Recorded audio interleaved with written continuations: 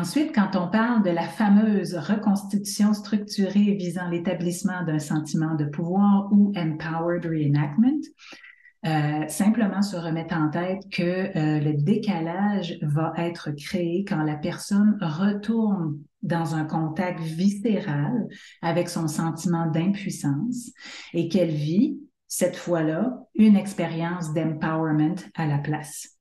Donc, les expériences de complétion, Peter Levine, d'une réponse de fuite ou d'attaque font partie de cette catégorie-là, bien entendu. Donc, on passe d'un état de paralysie dans la mémoire tel que ça s'était vécu au moment de l'expérience traumatique. Et là, en imagerie, on permet à ces réponses-là de retrouver leur mobilité et de se compléter.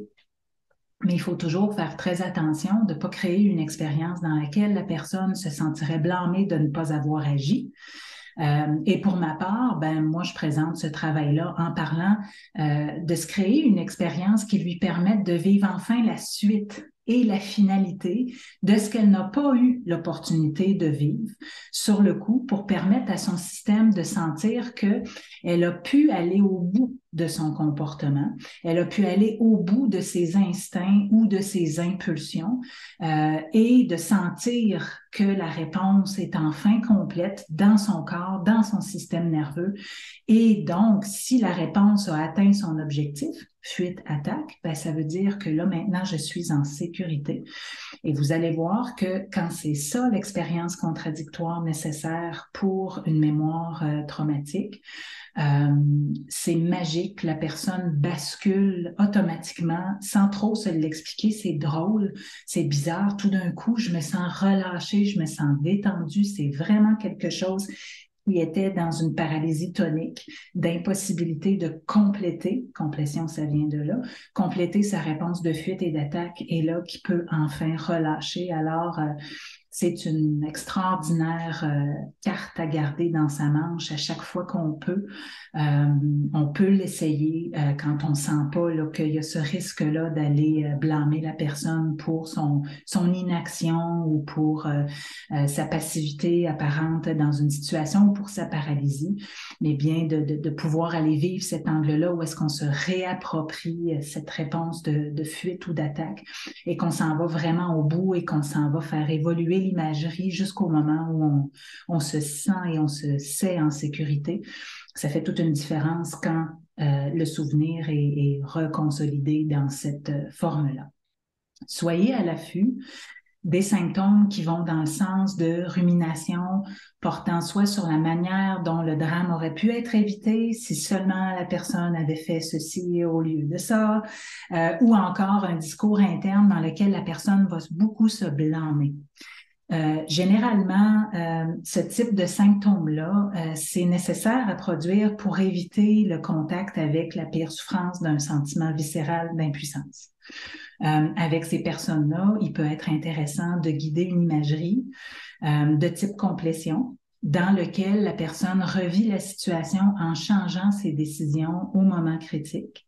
L'impact sur la mémoire émotionnelle dépend bien entendu de la qualité là, de l'expérientiel dans cette intervention-là. Donc, on va aller créer ce basculement-là dans lequel la personne va pouvoir, au lieu là, de l'impuissance là, viscérale, va pouvoir vivre un empowerment quand c'est possible.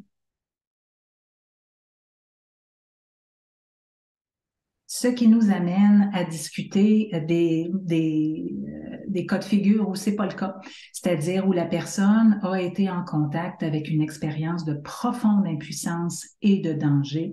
Et là, il y avait aucun moment, aucun espace pour aller réagir. Donc, il y a des expériences traumatiques qui mettent la personne en contact avec une expérience dans laquelle elle est réellement impuissante et elle est en train de vivre une situation horrifiante. Et dans ces cas-là, ce n'est pas une perception qui est biaisée d'une impuissance, comme par exemple le cas classique de la patiente qui était assise sur le siège arrière d'une voiture conduite par son père et qui zigzaguait comme ça vers le ravin, ou bien une personne qui se réveille en pleine nuit dans son domicile en feu. Là, on parle là, vraiment, par exemple, d'une personne qui a complètement perdu le contrôle de son véhicule sur une plaque de verglas, s'est retrouvé accidenté, ou bien une personne qui a vécu l'écroulement d'un édifice sans préavis, conduit de gaz qui a explosé, etc. Donc, on parle de ces situations-là. Et là, le travail de découverte, dans ces cas-là, va viser à rendre explicites des prédictions construites en mémoire sémantique qui concernent ce que l'expérience de profonde et viscérale impuissance et de danger lui a apprise, toujours au sujet de nos trois marqueurs, au sujet du soi, au sujet du monde ou au sujet des autres.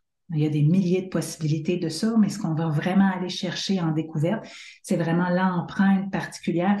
Qu'est-ce que la personne a retenu de son expérience traumatique sur elle-même, sur les autres ou sur le monde?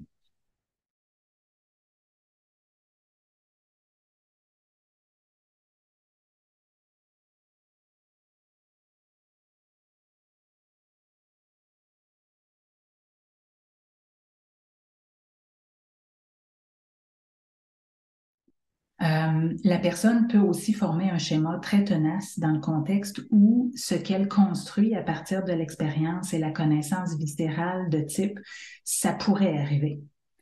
Ce type de problème existentiel-là peut rapidement devenir un moteur assez pugnace de rumination obsédante. Et les expériences dans lesquelles l'événement redouté ne se produit pas ne sont pas contradictoires parce que la prédiction est que ça pourrait arriver. Donc, c'est pas parce que ça arrive pas maintenant ou que c'est pas arrivé tout à l'heure que ça ne pourrait pas arriver la prochaine fois. C'est le principe du renforcement intermittent. Hein? Donc, surtout que ces types de prédictions-là sont généralement justes par rapport à la réalité. La prochaine fois que je roule sur l'autoroute, je pourrais avoir un accident. Je ne sais pas comment on pourrait contredire du type c'est absolument pas vrai, c'est complètement biaisé, et puis de créer une mise à jour par rapport à ça dans laquelle c'est sûr que ça n'arrivera pas, on abandonne l'idée. Donc, dans ces situations-là, la pire souffrance redoutée, elle est généralement reliée à la réactivation de l'expérience subjective du trauma et de ses conséquences, qui subsiste à l'état brut non traité dans la mémoire épisodique émotionnelle, car elle est encore très refoulée, zippée. Ce qui rend la possibilité que ça arrive, peut-être que ça pourrait arriver, ce qui rend ça si terrifiant, c'est de vivre la désuppression, le dézippage brutal et soudain de ce matériel-là, qui irait alors se superposer, se rajouter à l'événement dans le présent, rendant l'expérience infiniment plus envahissante et horrifiante. Un petit peu comme vivre deux traumatismes en même temps. C'est très, très terrifiant d'avoir une connaissance en mémoire implicite que ça pourrait se produire. Alors, la transformation qu'on recherche dans ces cas-là, c'est de faire passer d'un état brut et non traité à un état métabolisé, digéré, ce matériel-là qui va alors perdre son potentiel explosif dans le système nerveux. Et pour ce faire, ben, on revient à notre étape de tout à l'heure. Par étape assez petite, la personne va être guidée dans une expérience où elle peut revisiter son contenu subjectif lié au traumatisme et aller nommer, légitimer, accueillir, intégrer ce qu'elle a vécu. Et une autre façon de transformer ce matériel-là, une fois qu'il est dézippé dans l'explicite, ben, c'est de le juxtaposer dans la pleine conscience avec les aspects de la vie qui demeurent intacts, eux, ou sécurisants, pour mettre la connaissance terrifiante et souffrance en relation avec ce qui est encore beau, intact, significatif, sécurisant, solide dans l'existence, le soi, les autres. On peut aller dans les trois domaines. C'est un peu comme si on travaille pour aller désencapsuler ce réseau de connaissances-là, très traumatisante ou traumatisée, pour l'intégrer, pour aller les intégrer dans le réseau plus vaste des cartes cognitives existantes sur d'autres aspects pertinents de l'existence. Alors là, on va vraiment aller chercher cette désencapsulation-là pour aller la mettre en contact et l'intégrer à travers ce réseau-là plus large. Alors, on va aller complexifier la carte cognitive. Carte cognitive, là, on parle de Dan Siegel ici, évidemment pas juste au niveau des cognitions. C'est aussi ce type d'expérience contradictoire-là qui va être utilisé quand une personne a fusionné son identité avec son statut de victime d'un traumatisme ou de ses impacts subséquents. Par exemple, je suis une personne handicapée maintenant. La personne se définit encore en fonction de ça. Alors, il faut travailler pour aller défusionner les deux en activant ces vérités émotionnelles-là en même temps que des expériences claires et concrètes dans lesquelles le cœur de l'identité de la personne était vécu, actif et apparent. Par exemple, quand la personne est en train de lire une histoire à ses enfants le soir et qu'elle continue à être une maman, ce qui est indépendant et dissocié de son expérience traumatique d'agression. Ou encore quand une personne fait des tâches au travail, ce qui est indépendant et dissocié de son accident. Donc, on parle vraiment de quelque chose qui était fusionné et là, on s'en va le défusionner.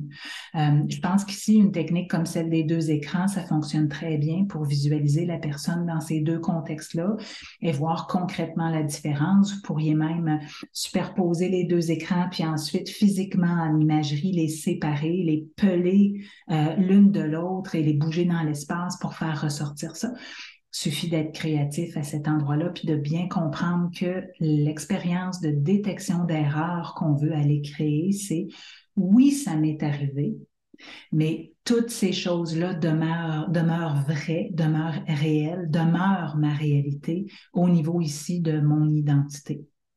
Alors, ça devrait quand même être assez facile de trouver des expériences dans lesquelles l'essence intacte de l'identité de la personne ressort et puis à ce moment-là, de bien arriver à sentir les deux comme étant séparés l'une de l'autre. Je suis une maman à qui il est arrivé une agression.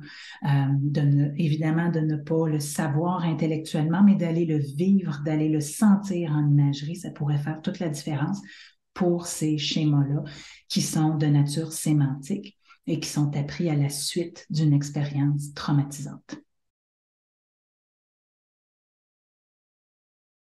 Et pour finir, notre fameuse technique de rembobinage. Alors, tel qu'on en avait discuté dans notre ouvrage, Pierre Cousineau et moi, la technique de rembobinage, ça crée une juxtaposition en connectant le patient avec ses connaissances contradictoires dès le début de l'expérience. C'est ça qui fonctionne un petit peu à l'envers, c'est qu'on va aller activer le matériel contradictoire d'abord parce qu'on part à la fin du scénario ou à la fin du script, au moment où la personne était de nouveau en sécurité, que l'événement était fini, qu'elle allait bien, etc. La personne peut sentir une détection d'erreur par rapport aux vérités émotionnelles vécues au moment du trauma ou juste après, du type je vais mourir, ben je pars d'une expérience dans laquelle clairement je suis encore en vie. Il pourrait y avoir des prédictions qui sont enregistrées au moment du trauma du type ça va jamais finir.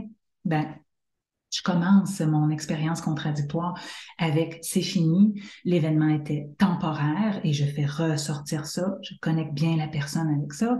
Je m'en remettrai jamais, ça peut être un autre type de prédiction. Même chose, ben, je vais bien maintenant, je serai plus jamais heureux, je vis des moments de joie, je vais être brisé, je suis entier, entière, etc. Donc, comme vous le comprendrez, cette technique-là crée des expériences contradictoires, surtout pour ces types de prédictions-là, tout simplement parce que le rembobinage part du moment où l'expérience traumatisante était bel et bien terminée et connecte la personne avec ce moment-là et vous revient avant le moment du traumatisme où la personne était aussi en sécurité, en un seul morceau, heureuse, entière, etc. Et c'est ça qui s'en va créer la juxtaposition au niveau de ces prédictions-là. J'espère que ça vous aide à vous situer sur des pistes de travail par rapport aux différents types de schémas qu'on peut retrouver dans le cas du deuil complexe, dans le cas des mémoires traumatiques ou expériences traumatiques, ou dans le cas où une personne se protège activement d'une expérience de connexion quelconque avec ses émotions. Et je vous souhaite une bonne pratique et comme toujours, vos questions sont les bienvenues si vous en avez. À la prochaine!